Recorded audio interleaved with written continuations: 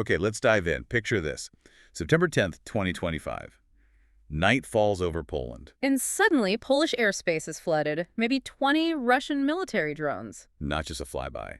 And this time, NATO doesn't just escort them out. No. For the first time since the full-scale invasion of Ukraine began, we saw direct kinetic action. A Dutch F-35 fighter jet actually shot down multiple Russian drones inside NATO airspace. It was a massive moment, the first known direct military clash like that between NATO forces and Russian assets. But as shocking as that event was, it turns out it wasn't isolated. It was, well, part of something much bigger. Exactly. It looks like the tip of the iceberg, really. Part of a very calculated, complex, strategic play by Moscow. And that's what we're getting into today. Welcome to Nation Scope Podcast. You're Jordan and Jamie. And here we dive into the latest headlines, breaking stories, and the critical events shaping, well, America and the world. From politics to culture, economy to tech, we try to analyze the news that really matters. In today's deep dive, it uncovers this incredibly sophisticated Russian maneuver.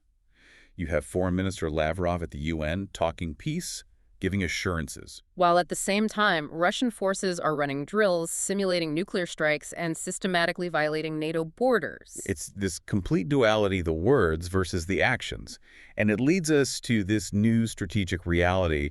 Some are calling it the cold peace. We need to unpack that. Absolutely. It's not just mixed signals. It feels like coordinated psychological and military pressure. Okay, so let's start with the words, the diplomatic front. Lavrov's speech at the UN General Assembly, the 80th session, September 2025. Right. He stands up there on the global stage and says, quite plainly, that Russia has never had and does not have any plan to attack EU or NATO countries. Which, you know, taken in isolation, sounds pretty reassuring. Almost like they're trying to lower the temperature. It's definitely designed to sound that way, especially to audiences maybe further away from the immediate conflict zone in the global south, perhaps? But there's always a catch, isn't there? There is, and it's a huge one. The moment he gives that assurance, he immediately ties it to a condition, a warning. Okay, what was the condition? He warned that any action Moscow defines as aggression would get a decisive response. And how broad is their definition of aggression? That seems key. That's the whole game. That's the semantic trap. Because Russian officials, including Lavrov himself, have repeatedly publicly defined things like military and financial aid to Ukraine. The kind of aid NATO and EU members are providing. Exactly. They've defined that aid as direct participation in a real war against Russia. So if they already see NATO members as being at war with them just for helping Ukraine defend itself, then the assurance is basically nullified from the word go. It's a meaningless promise because the condition is already met in their eyes. Right. They've built a permanent justification for future escalation based on NATO's existing legal defensive support for Ukraine. Precisely. It lets them frame NATO's necessary actions as the cause for any future conflict. It flips the script, puts the blame on the West for defending Ukraine. And doing this at the UN, that stage is chosen deliberately, right? Oh, absolutely. The UN General Assembly is the perfect platform for global narrative shaping. They're not just talking to the West. They're trying to frame it as a matter of principle against Western dominance. Exactly. Appealing to the global South, positioning Russia as some kind of leader against Western hegemony. Yeah. Using the language of international law, even as their actions, well, even as their actions tell a completely different story. Which brings us to this idea of the cold peace. Well, what does that actually mean in practice? It's a useful term, I think. It's not the Cold War, with its clear ideological blocks and standoffs. Right, feels different. Messier. It is. The cold peace describes this state of persistent managed hostility. It's short of open declared war between Russia and NATO. But it's constant pressure. Constant pressure across multiple domains. Cyber attacks, disinformation campaigns, economic pressure, and these military gray zone actions like the drones, the airspace violations. Always operating just below the threshold, below what would trigger Article 5. That seems to be the strategy. Erode cohesion. Erode political will in Western countries over time. Make supporting Ukraine, maintaining sanctions, bolstering defenses feel too costly, too risky.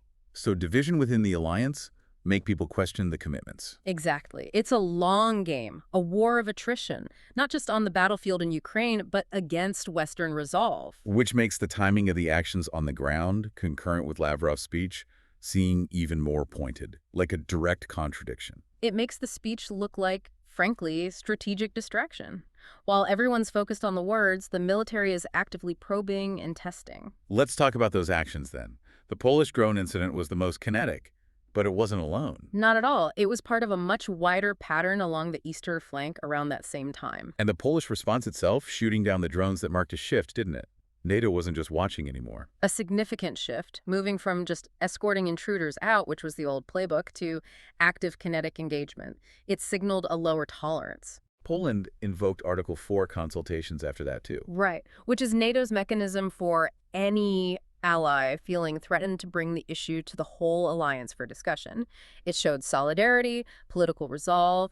They issued a strong statement condemning Russia's reckless actions. And these weren't just low-tech drones causing trouble. There were incidents further north, too. Yes, look at Estonia. Around the same period, they reported 3 armed, combat-ready Russian MiG-31 fighter jets penetrating their airspace. Armed and combat ready. And they didn't just zip in and out. No, they apparently lingered for about 12 minutes. That's not an accident. That's deliberate. So these airspace violations, the drones over Poland, the MiGs over Estonia, Yeah.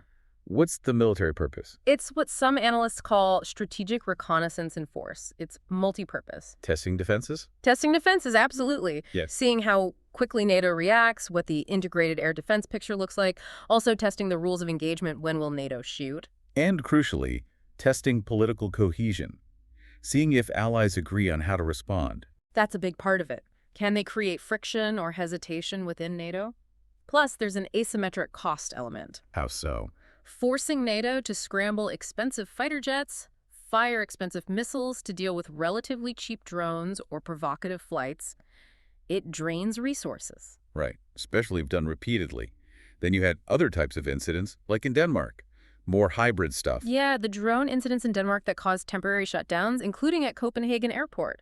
Danish officials explicitly called it a hybrid attack. Blurring the lines again. Not quite a military attack, but causing real disruption to civilian life. Exactly. Creating noise, anxiety, forcing security measures, it all adds to the pressure cooker environment. And while all this is happening on the borders, Russia's also conducting major military exercises. Zapad 2025. Yes, the Zapad or West 2025 joint drills with Belarus happened September 12th to 16th, right in the middle of all this. And the timing and history here are important. Zapad 2021 was seen as a rehearsal, essentially a staging ground for the full-scale invasion of Ukraine months later. So these exercises always get intense scrutiny. What was the key message from Zapad 2025? The really chilling detail was the explicit inclusion of rehearsals for planning and using tactical nuclear weapons. Tactical nukes, not just strategic deterrence, but battlefield use. Yes, and they simulated deploying the nuclear-capable Oreshnik missile system alongside this.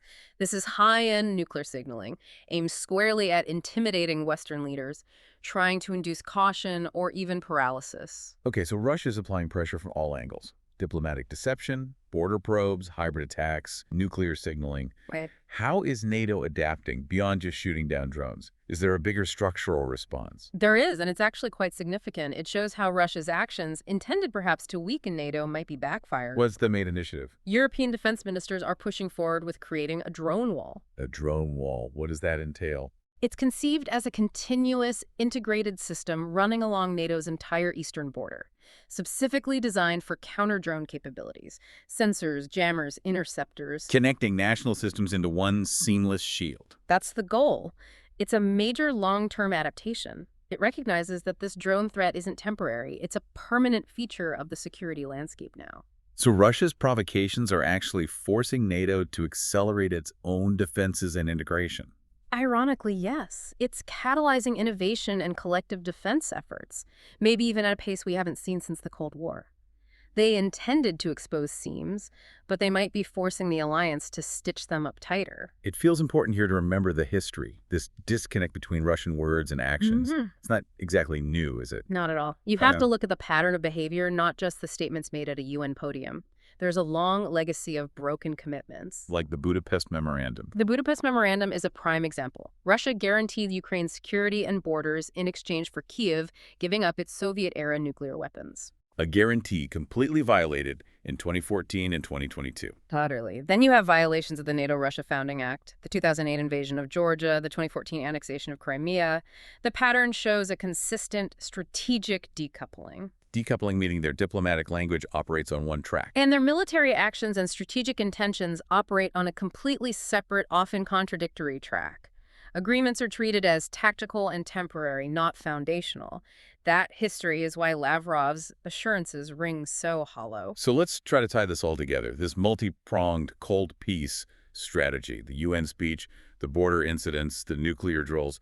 What's the ultimate goal driving it all, beyond just probing NATO? I think you have to connect it directly back to the primary conflict, the war of attrition in Ukraine. Everything serves that objective. It seems that way. The provocations against NATO serve primarily two functions related to Ukraine. First, distraction and resource drain. Keep NATO busy looking over its own shoulder. Well, exactly. Every F-35 scrambled, every air defense battery focused on the eastern border, every political meeting dealing with these incidents, that's attention and resources potentially diverted from supporting Kyiv. And the second function, driving wedges. Yes, the wedge-driving strategy is crucial. Look at how Lavrov framed things, holding out hope for dialogue with the U.S. while simultaneously accusing European nations of just following Washington's lead. Trying to split the U.S. from its European allies.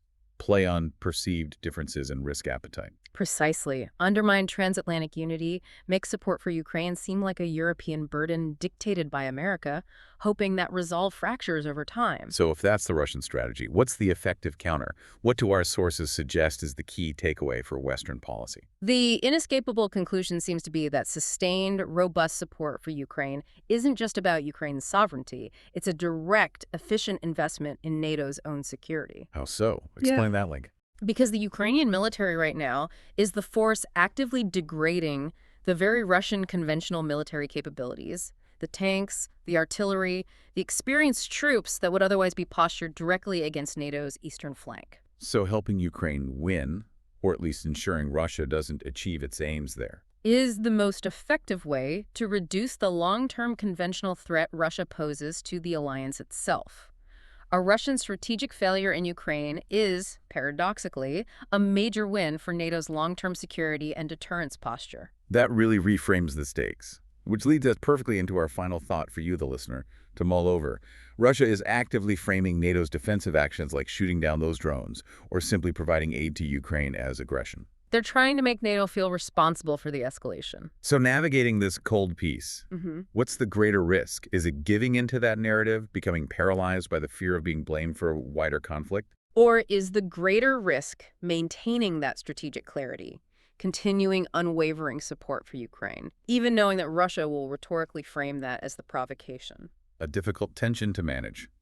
Clarity versus perceived escalation risk. It's the central challenge of this era, demanding both resolve and careful calculation. You've been listening to NationScope Podcast, where Jordan and Jamie analyze the stories shaping America and the world. Thanks for tuning in, and we'll catch you next time.